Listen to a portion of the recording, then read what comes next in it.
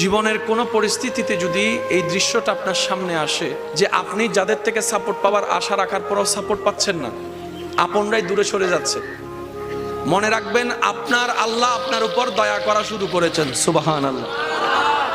ওই বিপদ থেকে আপনি যাদের সাপোর্ট নিয়ে উঠতে চাচ্ছেন, রব চাচ্ছেন আপনাকে কেউ না করুক সাপোর্ট, আপনার আল্লাহই স্বয়ং আপনাকে সাপোর্ট করতে চাচ্ছে বলেই মানুষকে দূরে সরাই দিচ্ছে। সুবহানাল্লাহ।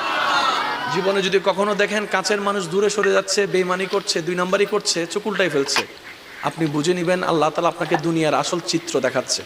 আপনি যেন বুঝতে পারেন আপনার আপন বলতে আল্লাহ ছাড়া, আপনার আপন বলতে আপনার নবী ছাড়া আসলে আর কেউ নাই, আসলে কেউ নাই, আসলে কেউ নাই।